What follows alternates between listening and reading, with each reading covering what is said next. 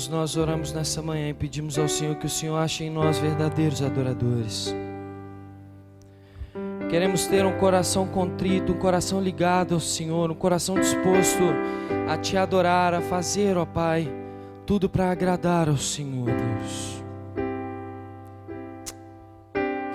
Pai, sei que os Teus olhos estão sobre a terra a procurar alguém que Te adore em espírito, alguém que Te adore em verdade. E Pai, como achastes a Davi, vem e derrama sobre mim o óleo precioso da unção, que me faz segundo o Teu coração.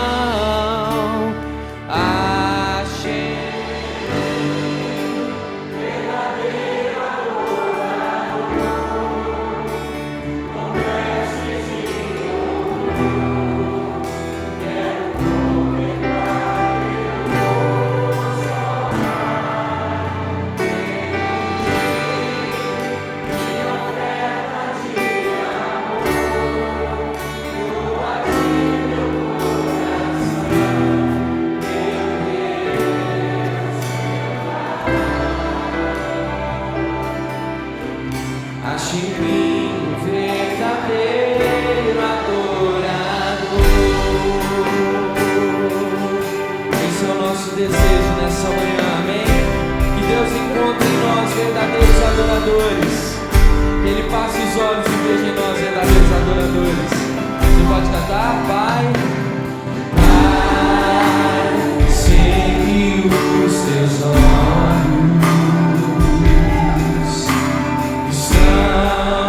sobre a terra procurar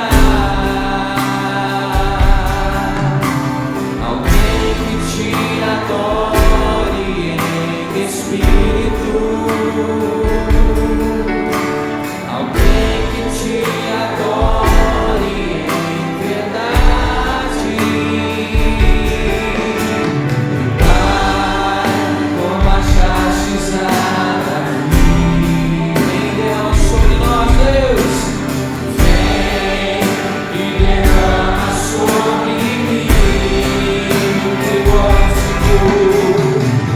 óleo precioso da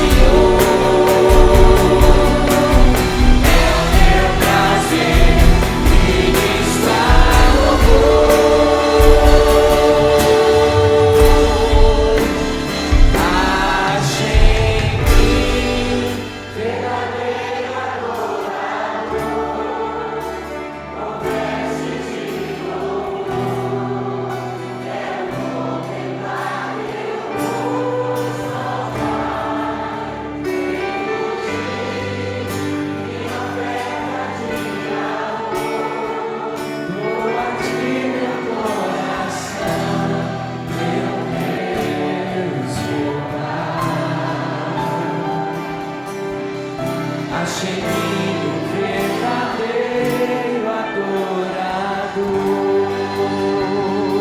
Acha na Betel nessa manhã verdadeiros adoradores.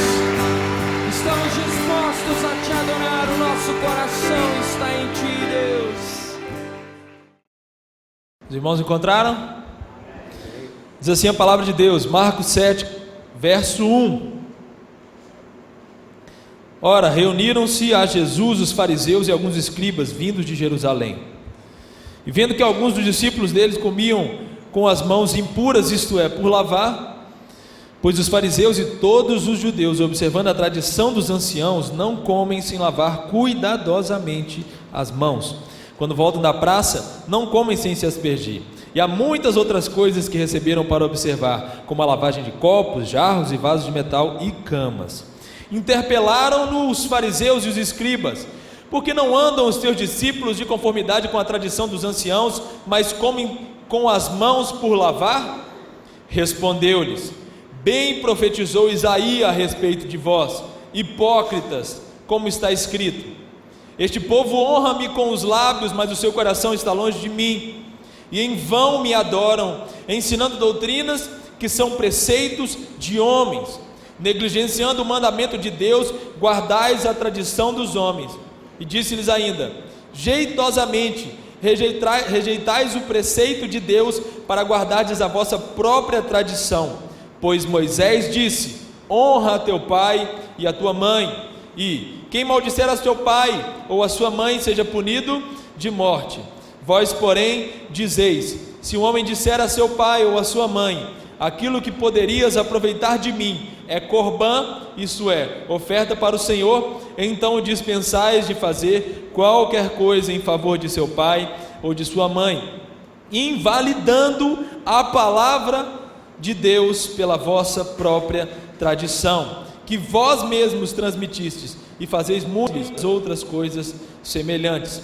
Convocando ele de novo a multidão, disse-lhes: ouvi-me todos e entendei. Nada há fora do homem que entrando nele o possa contaminar, mas o que sai do homem é o que o contamina. Se alguém tem ouvidos para ouvir, ouça. Quando entrou em casa, deixando a multidão, os seus discípulos o interrogaram acerca da parábola. Então lhes disse: assim vós também não entendeis? Não compreendeis que tudo o que de fora entra no homem não o pode contaminar, porque não lhe entra no coração, mas no ventre e sai para lugar escuso? E assim considerou ele puros todos os alimentos, e dizia: o que sai do homem, isso é o que o contamina, porque de dentro do coração dos homens é que procedem os maus desígnios, a prostituição, os furtos, os homicídios, os adultérios, a avareza, as malícias, o dolo, a lascívia, a inveja, a blasfêmia, a soberba, a loucura. Ora, todos estes males vêm de dentro e contaminam o homem. Feche os seus olhos. Querido Deus, nós oramos a Ti mais uma vez. Louvado seja o Teu santo nome pela oportunidade de cultuar a Ti nessa manhã.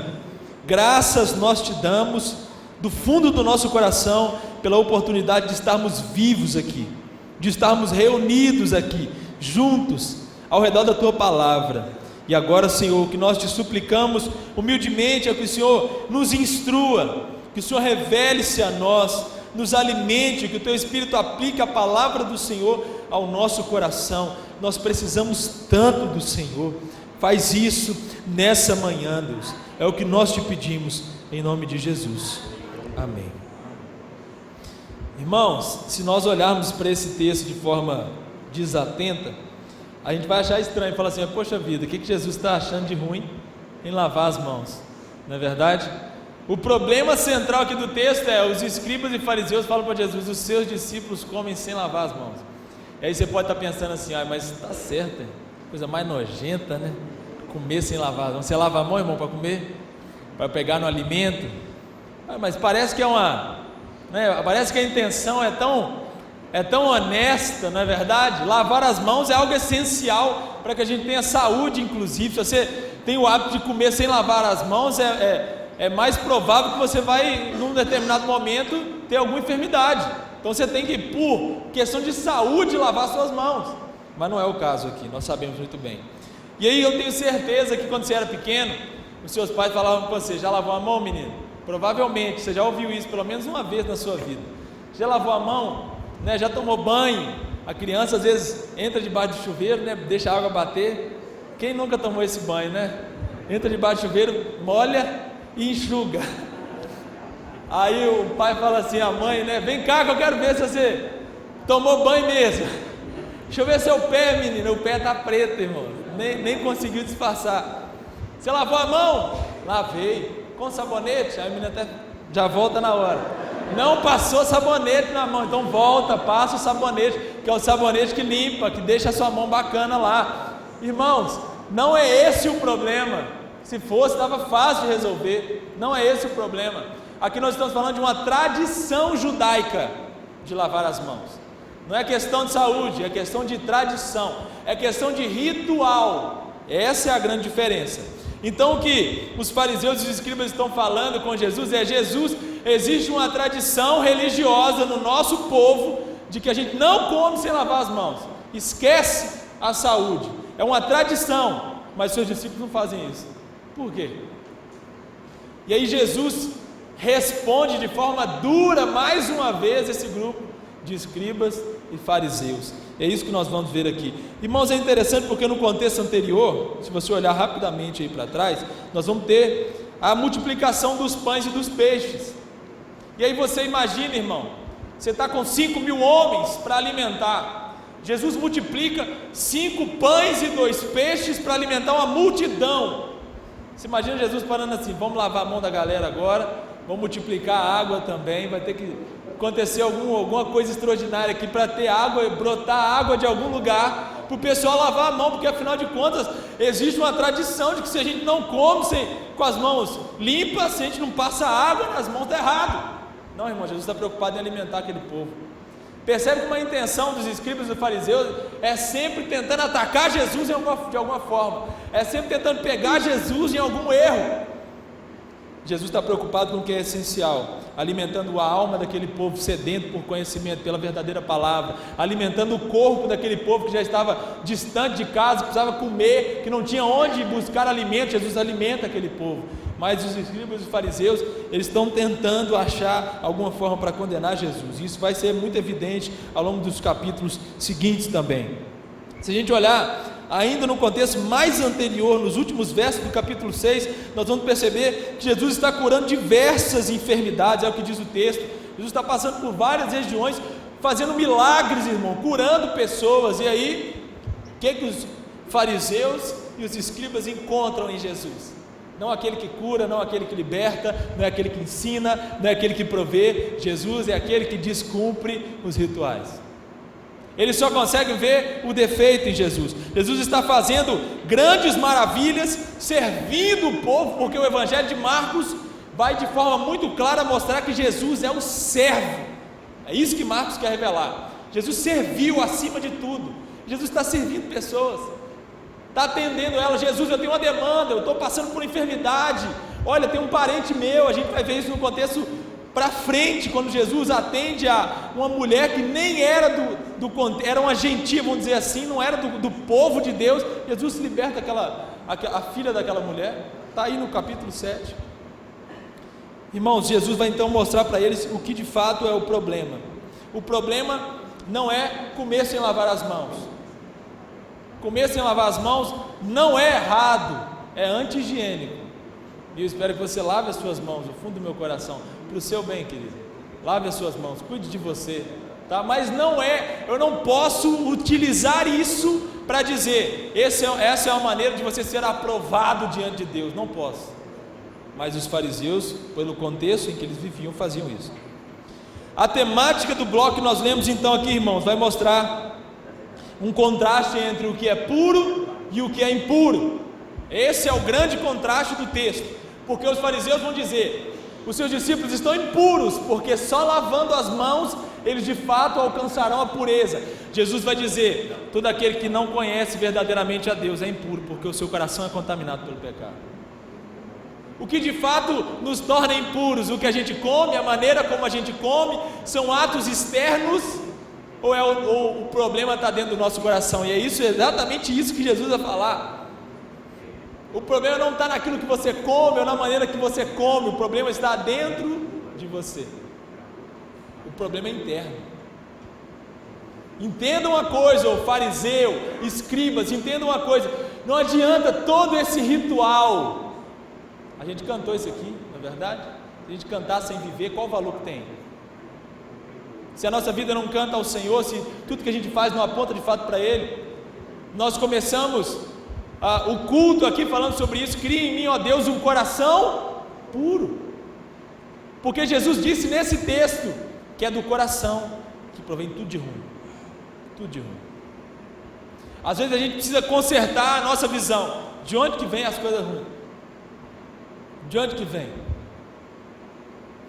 E olha só, querido, tem uma citação de John Stott que eu acho muito interessante. Diz o seguinte, preste atenção na frase: o coração do problema humano é o problema do coração humano. O coração do problema humano é o problema do coração humano. Se você quer descobrir a razão de nós vivermos da maneira que a gente vive, da miséria humana, olha para o coração do homem. Aí que está o problema. Não está fora, está entendendo?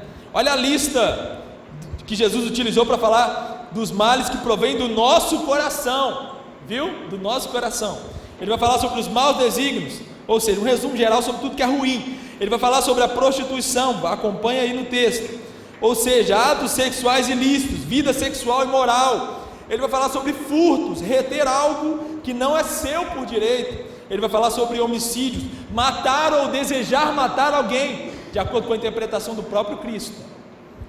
Ele vai falar sobre adultérios, infidelidade conjugal, ou pensar de forma a desejar alguém, uma mulher ou um homem que nasceu, infidelidade, adultério, avareza ou cobiça, querer ter mais do que você pode ter, ou reter algo que você poderia doar, malícias, ou seja, todo tipo de maldade, malandragem, o dolo, o falso testemunho. Se a gente olhar no texto aqui paralelo, que é o texto de Mateus capítulo 15, Mateus vai utilizar a expressão falso testemunho, dizer algo que não é verdadeiro sobre alguém ou sobre alguma coisa.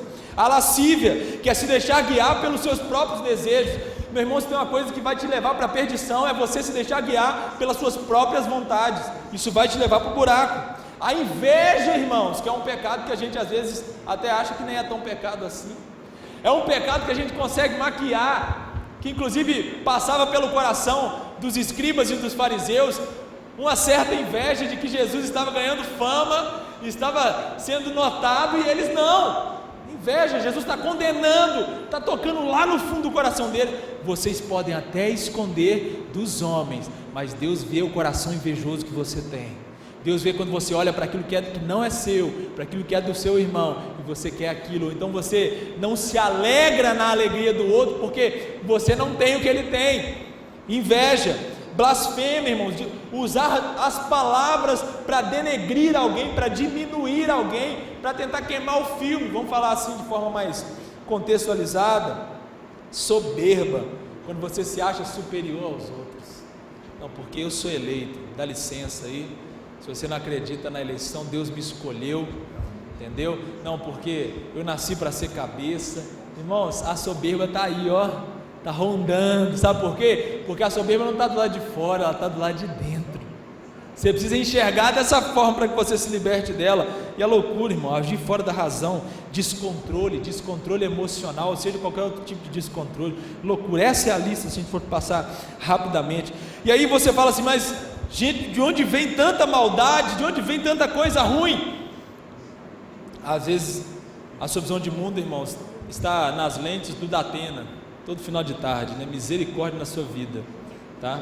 Eu não tenho nada contra a pessoa do Datena, irmão, mas se você se alimenta daquele programa, você vai ter problemas emocionais uma hora ou outra, tá? Você pode continuar assistindo, não tem pecado nenhum nisso. Talvez diz, não tem pecado nenhum nisso. Eu não estou aqui falando que Datena é do demônio, mas você só vê desgraça naquele programa, ou do Datena, ou de qualquer outro aí que eu não sei os nomes dos outros canais que passam mais ou menos no mesmo horário.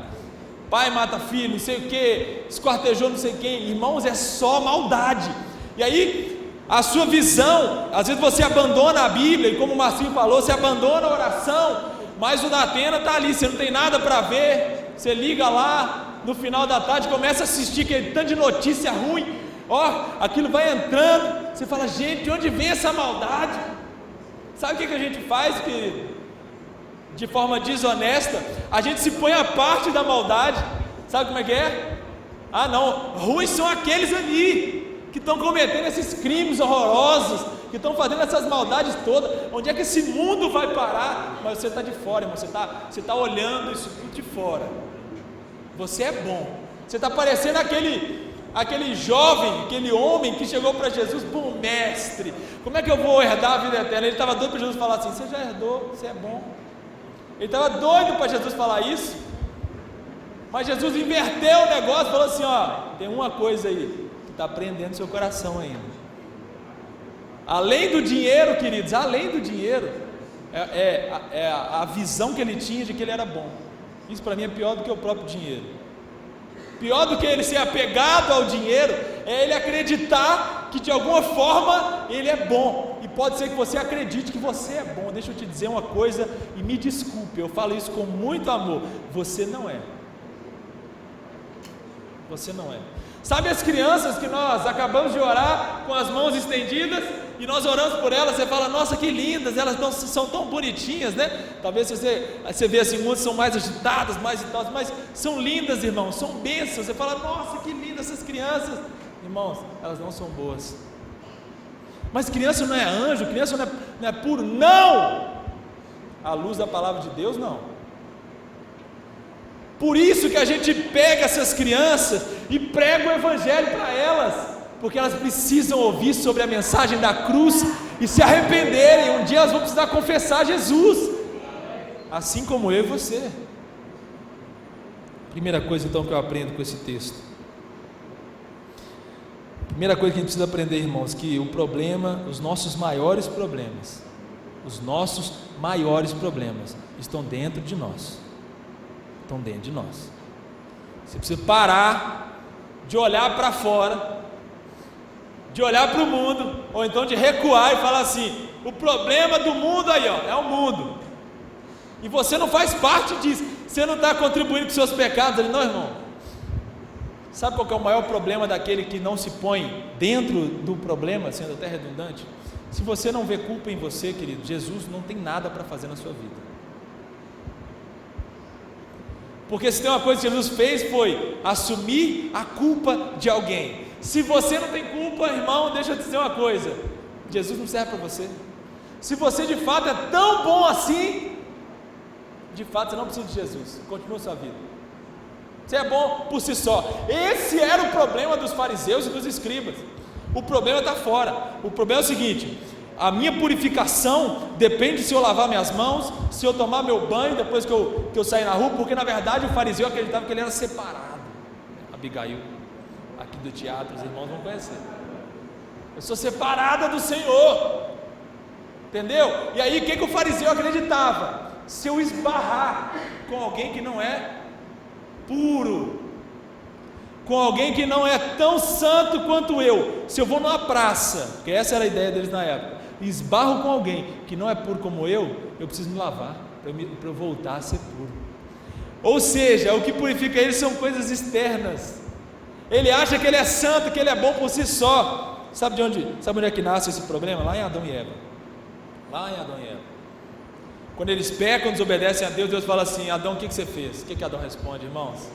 Com a maior cara de pau: Senhor, se alguém tem culpa aqui, não sou eu, ou é essa mulher que o Senhor me deu, ou a culpa é de, ou seja, vamos tentar aqui interpretar, ou a culpa é de Eva, ou a culpa é do Senhor, porque eu não pedi para ter mulher, o Senhor me fez pegar no sono, apareceu essa mulher do meu lado, ela agora me fez cair no engano, me contou uma coisa que não era verdade, a culpa de fato não é minha, ou é dessa mulher ou é do Senhor, porque eu não pedi nada. Irmãos, começou aí o grande problema da humanidade, de tentar esconder, de tentar se isentar, de tentar se auto-justificar. Você quer ser o seu próprio Cristo, você quer pelas suas próprias ações, pela sua própria competência, alcançar a salvação, alcançar a aprovação de Deus, mas você não vai conseguir. Tira esse fardo das suas costas, querido. Sabe o que você precisou fazer para que Deus te aceite? Nada. Sabe o que você precisou fazer para que você se tornasse puro? Nada. Mas nada, essa mensagem é muito barata, você está diminuindo. Não estou diminuindo. Alguém pagou por você. Alguém pagou. Você pode viver negando a sua culpa, ou você pode olhar para fora e tentar enxergar que existe, olhar para dentro e tentar enxergar que o problema às vezes está em você mesmo, está na maneira como você está vendo as coisas, está na maneira como você está se comportando. Começar a se colocar no alvo e falar assim: eu sou o culpado, eu sou o culpado. E aí tem sido notório aí no meio pelo menos no meio dos jovens, irmãos, tem umas frases muito interessantes de coach. Sabe como é que é? Você conhece coach? Aquelas frases assim, motivacionais: você pode, você consegue. E esse negócio está tão assim, ficou tão maçante, digamos assim, que o pessoal começou a brincar com isso. Coach é um cara que vem ali eles falam que eles vão mudar ali a sua forma de pensar, a sua forma de enxergar e tal. Tem umas frases assim, muito interessantes rodando aí na internet, brincando com isso, né? Obviamente ironizando os coaches.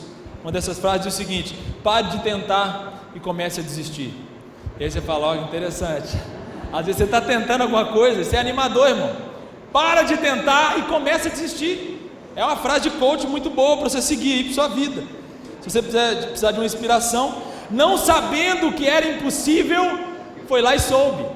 Ou seja, ele não sabia que era impossível até ele tentar. Quando ele foi lá e tentou, ele descobriu que realmente era impossível. Lute como nunca, perca como sempre. Normal para quem está aí no dia a dia, enfrentando as lutas da vida. Lute como nunca, irmão, perca como sempre. O não você já tem, busque a humilhação. Vou citar só 4. Chega, tá bom? Se você precisar de mais frases motivacionais, você me procura depois que eu vou te passar, tá bom?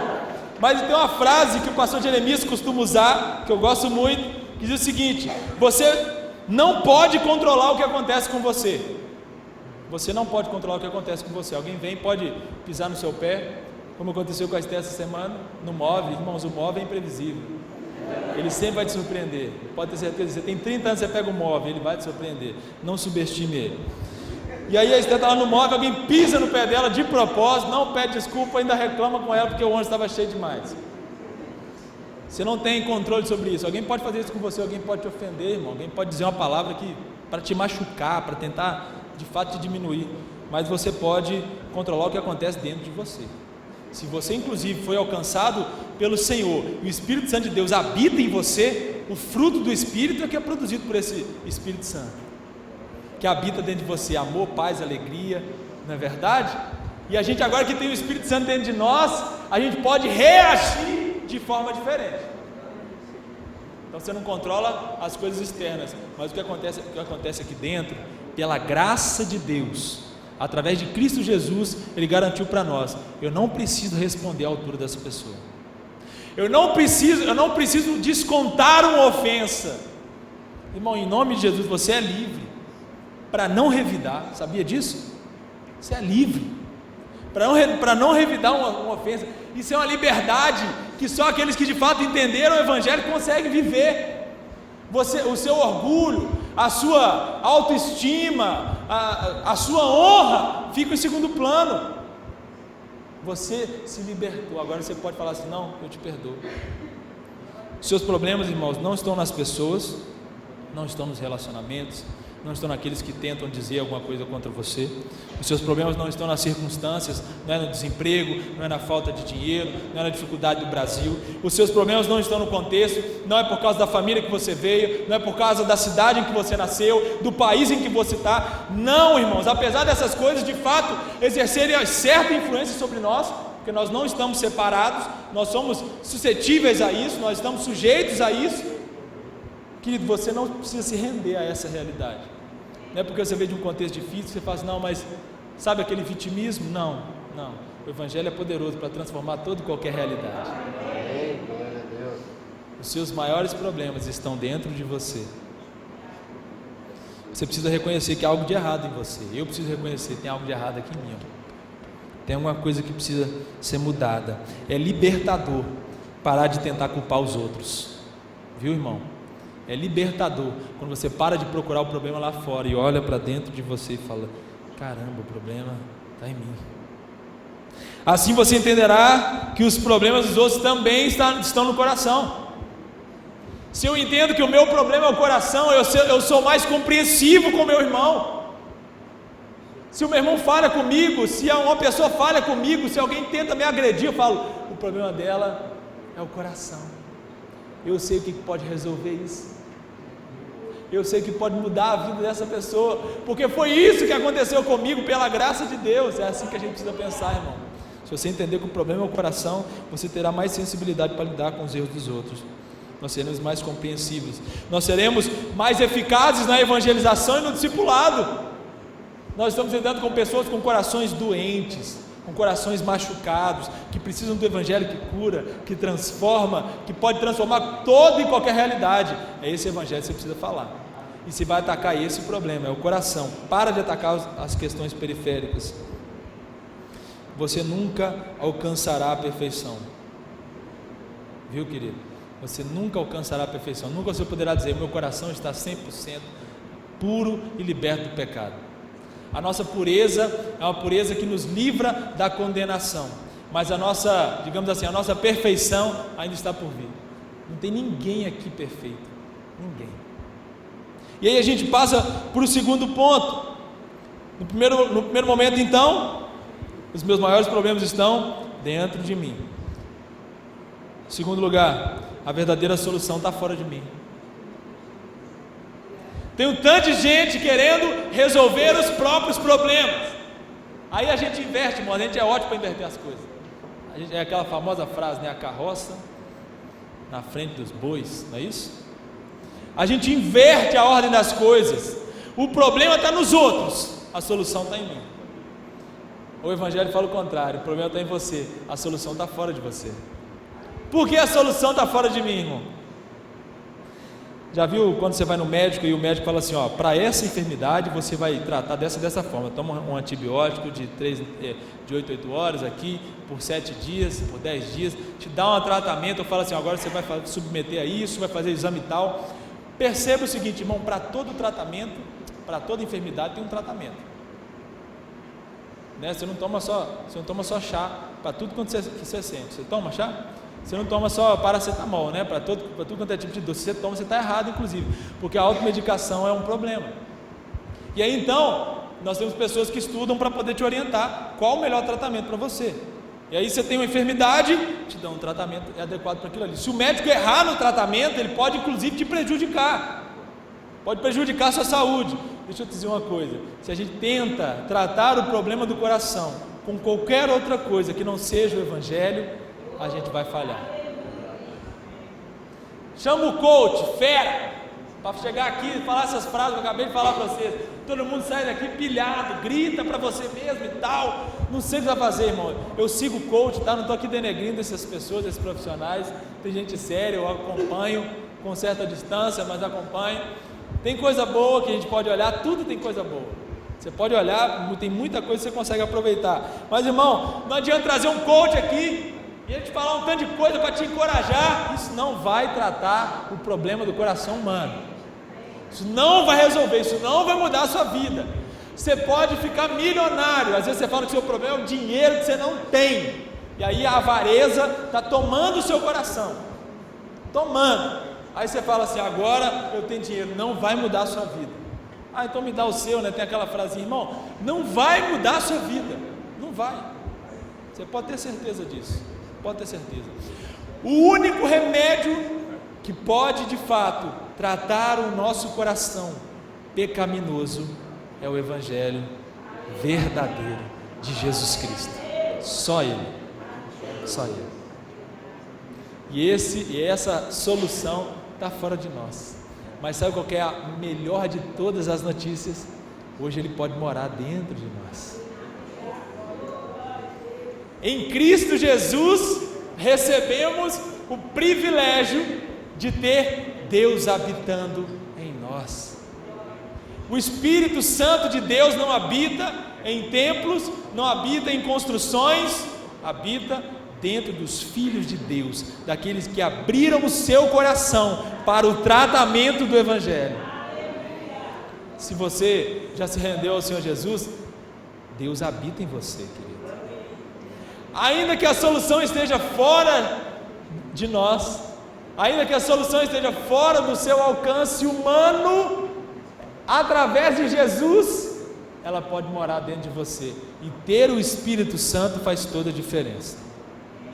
Ser guiado pelo Espírito faz toda a diferença. Ser fortalecido pelo Espírito, encorajado, reanimado, santificado, convencido pelo Espírito, faz toda a diferença, porque Ele de fato pode fazer o que nenhum homem ou que nada consegue fazer, que é transformar a gente por dentro.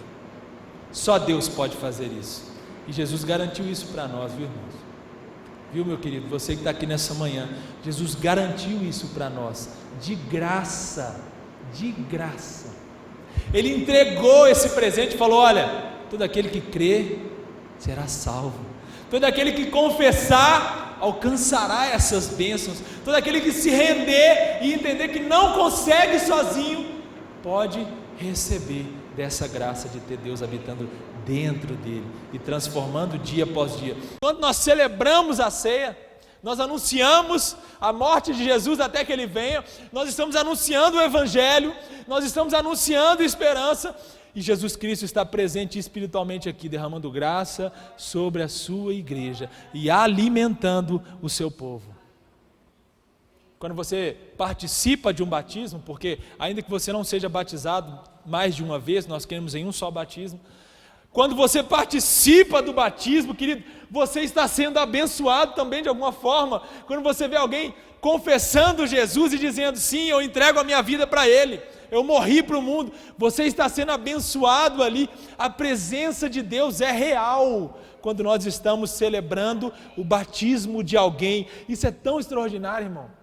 Eu amo o batismo, eu amo a ceia do Senhor. Quando nós estamos em comunhão, nós somos encorajados, cantando em uma só voz, como nós cantamos aqui. Eu poderia dar muitos outros exemplos. Reveja as suas práticas, irmãos, e peça a Deus para te dar graça.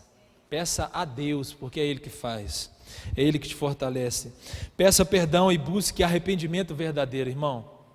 Peça a Deus perdão. Se tem uma coisa que a gente precisa fazer, é se arrepender. Se você entender que você não é bom o suficiente, você vai cair de joelhos. Se você entender que não existe nada que te faça se chegar a Deus pela sua própria força, você vai se render e vai falar: Senhor, faz a tua obra em mim. Peça a Deus fortalecimento e encorajamento para que você continue avançando, querido. Você já é batizado, você já está na igreja há tanto tempo, mas às vezes o que você precisa é um encorajamento de Deus, é um fortalecimento do Senhor. Peça a Ele, meu irmão. Peça ao Espírito Santo que habita dentro de você. Ele pode renovar suas forças, tocar lá no seu coração, te dar ânimo e alegria de novo pela salvação. Ele pode restaurar a sua vida. Deus é bom. Creia no poder do Evangelho. Nunca, nunca abandone a sua fé no poderoso Evangelho de Deus. O Evangelho, irmãos, é poderoso, como diz Romanos. A ideia ali, como nós sabemos muito bem, é algo explosivo, é algo que de fato abala, quando gera estrondo, modifica. Esse é o Evangelho de Deus, poder explosivo de Deus oferecido através de Jesus Cristo de graça. Nessa manhã também o Evangelho é oferecido a todo aquele que crê no Senhor Jesus. O Evangelho está sendo anunciado aqui, para aqueles que precisam de arrependimento, para aqueles que precisam retomar os caminhos com o Senhor, para aqueles que precisam de um renovo com o Senhor, para aqueles que nunca fizeram um compromisso com Deus. Nessa manhã há oportunidade para isso.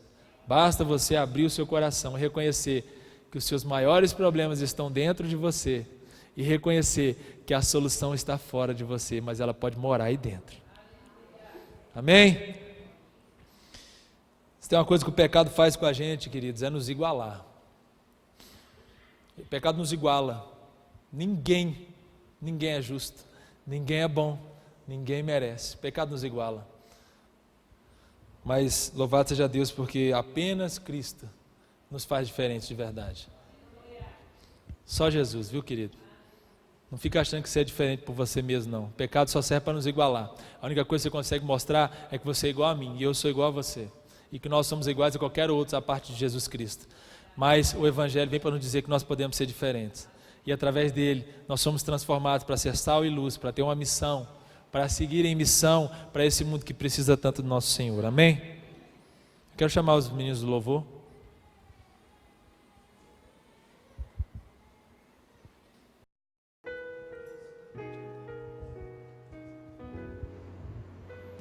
Seja bendito o Cordeiro que na cruz por nós padeceu. Seja bendito seu sangue que por nós pecadores verteu. Eis que no sangue lavados e tendo puro coração, os pecadores remidos por Jesus têm com Deus comunhão.